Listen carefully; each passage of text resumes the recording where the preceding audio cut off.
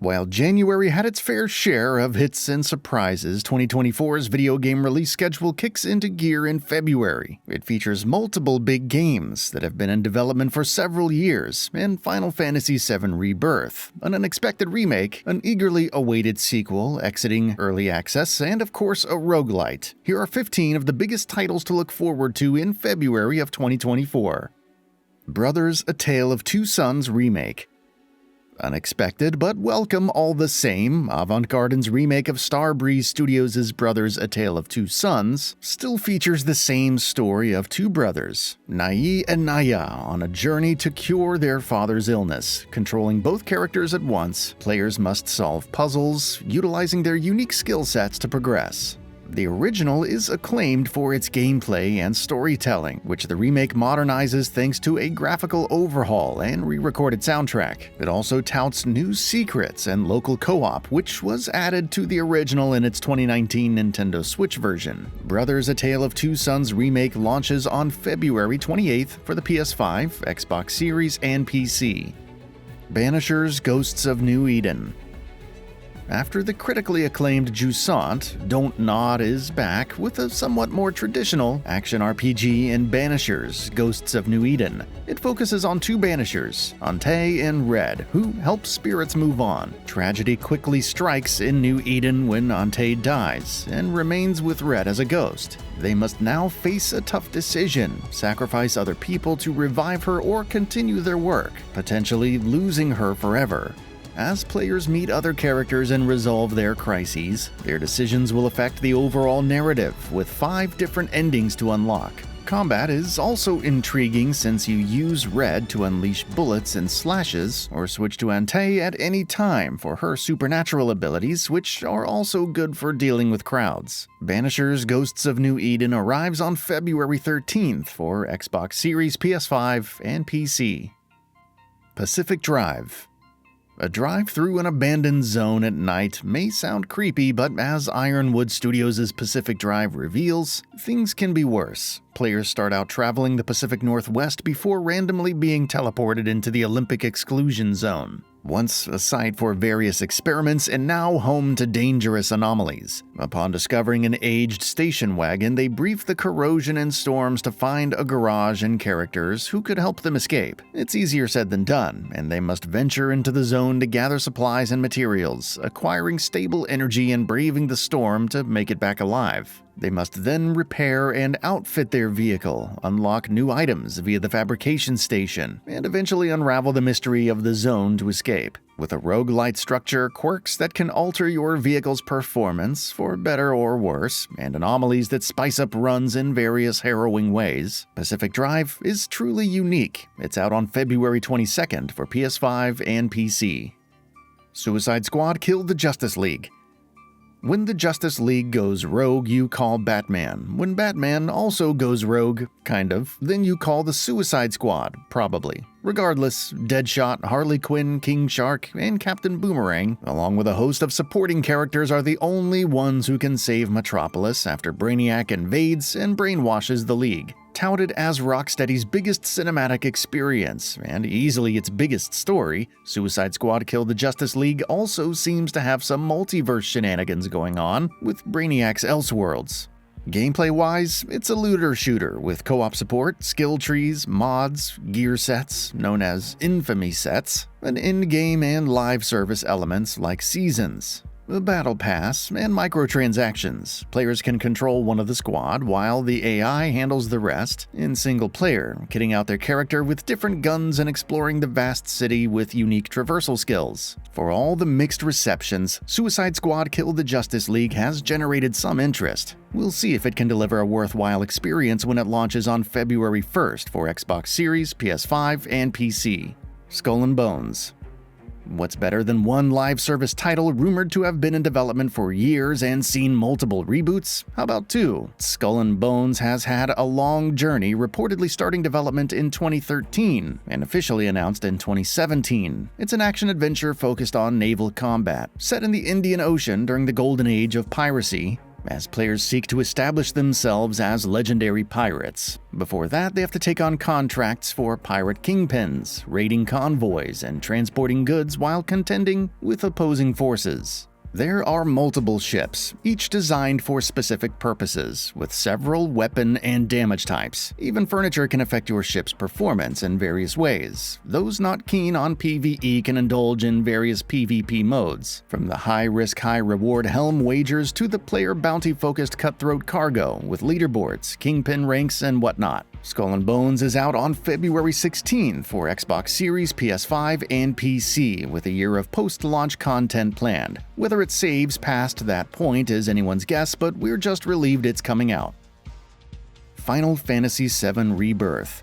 The developer is going all out with Final Fantasy Rebirth, the second part of the Final Fantasy VII Remake saga. A massive map with seamless exploration and near-instant fast traveling, tons of minigames, new cities and areas not present in the original setting, tons of side quests, new summons, combat improvements, and synergy abilities, the list goes on. That's not even getting into the story side of things, with all kinds of potential revelations teased, and characters like Cid and Vincent Valentine making their debut.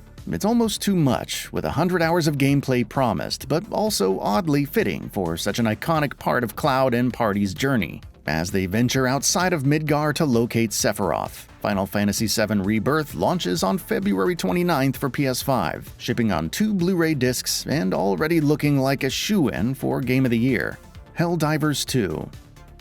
Helldivers is back, and despite the third-person perspective, the war to protect the democracy of Super-Earth remains as perilous as ever. If it's not the massive bugs and automatons that are out to get you, it's friendly fire and a poorly placed stratagem. Nevertheless, with procedural generation, terrain deformation, stunning visuals, and cross-platform play between PS5 and PC, Helldivers 2 promises a much larger scale than the original when it launches on February 8th. That extends to the new galactic war as players liberate planets and complete objectives, with the community as a whole progressing the storyline. You can even earn unlocks to outfit and upgrade your destroyer. Sons of the Forest 1.0 release.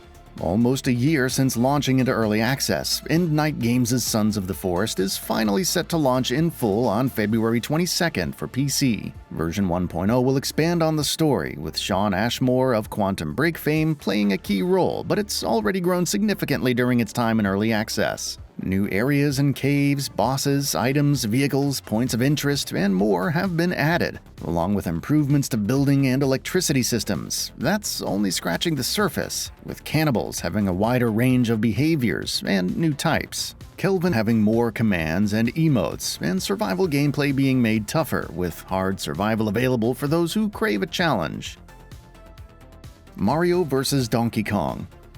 The King of Kong is back in the antagonistic role, giving in to his consumer urges and swiping a bunch of mini Mario toys. As the president of the toy factory, Mario ventures to get them back, traversing multiple stages and eventually defeating Donkey Kong. As a remake of the 2004 Game Boy Advance classic with gorgeous new visuals and cinematics, Mario vs. Donkey Kong incorporates more puzzle solving as players bypass traps and other hazards to gather keys, progress to the next part of the stage, and rescue a mini Mario. There are multiple worlds to explore, with plus and expert levels to overcome, but the remake adds 2 more for over 130 levels, a new time attack mode, local co-op, and casual style for less punishing gameplay. Mario vs. Donkey Kong launches on February 16th for Nintendo Switch.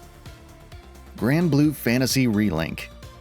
Yet another title years in the making and finally primed for launch. Granblue Fantasy Relink is based on Cygames' successful free-to-play gacha RPG. Unlike the original, it's an action RPG that ventures to new lands in the Zega Grande Kingdom. It's not long before Gran Jita, Lyria, and the Gran Cypher crew run afoul of trouble involving the primal beasts. Along with Gran and Jita, players can play as other characters, like Narmia, Lancelot, Percival, Catalina, Rackham, and many more. each with unique abilities and playstyles. Combat is fast-paced, whether building up to link time or activating skybound arts, in tandem to deal massive damage with a full burst attack, along with an extensive campaign. There are 100 quests in quest mode, and support for up to 4 players in co-op. Time will tell if Granblue Fantasy Relink lives up to the hype, but thankfully we don't have to wait long, as it launches on February 1st for PS4, PS5, and PC. Tomb Raider 1 through 3 Remastered. Though we're not anywhere closer to a launch for Aspire's Star Wars Knights of the Old Republic remake, it does have Tomb Raider 1 through 3 Remastered coming up on February 14th for PS4, 5, and Xbox Series, Xbox One, Nintendo Switch, and PC. Utilizing the original source code and engine, the remasters feature revamped character models and environments with baked-in real-time lighting, though you can switch back to the original look. Modern controls are available in addition to the classic option, with boss health bars and photo mode also available. Tomb Raider 1 through 3 Remastered could be the blast from the past that we need. Open Roads.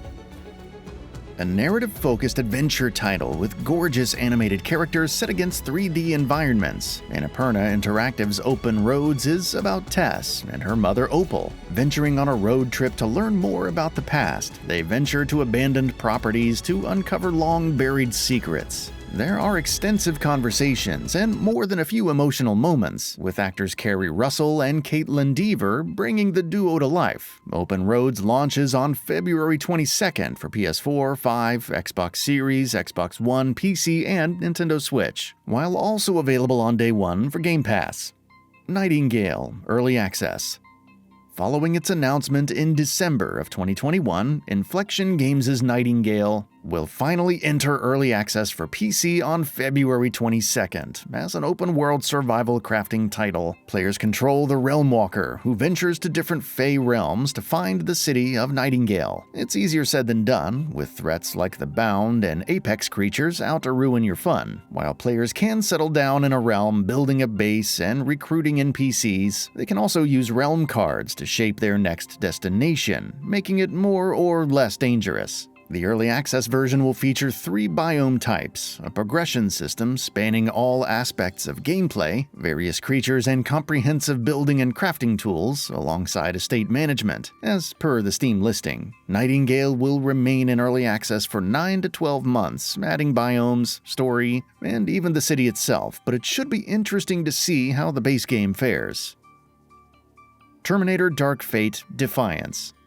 Originally set to launch in December, Slithering Ltd's Terminator Dark Fate Defiance is now out on February 7th for PC. Based on the Dark Fate timeline, the real-time strategy sees humanity going up against the killer robots of Legion and fighting for survival. Commanding the Founders, players navigate the war-torn world of the future, recruiting and training new units for battles. Other factions can join or oppose you during these conflicts, with different missions opening up depending on your actions. Several unit types, from drones to armored vehicles, are available, and players can control the other factions, the Resistance and Legion, in skirmish and multiplayer. As far as Terminator titles are concerned, it's intriguing and could be the best thing to result from Dark Fate.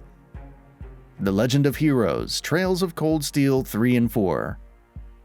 A new age of Falcom's Kiseki series is due this summer, with The Legend of Heroes: Trails from Daybreak finally launching in the West. Until then, fans can re-experience The Legend of Heroes: Trails of Cold Steel 3 and 4 on PS5, when both titles launch on February 16th. Originally available in Japan for the PS4 in 2017, Cold Steel 3 follows Reen Schwarzer, now a teacher in Thor's branch campus, training a new Class 7 composed of Kurt Vander, Juna Crawford, and Altina Orion to conduct special operations for the Erebonian Empire. Moose Ygritte and Ash Carbide eventually join, but rampant conspiracies could shake the very foundation of the Empire. As for Cold Steel 4, well, that's just getting into spoiler territory. The PS5 versions of both titles feature high-definition visuals and all previously released cosmetic DLC. While it's far from the most graphically impressive pair of RPGs, they make up for it with their storytelling, world-building, and excellent combat.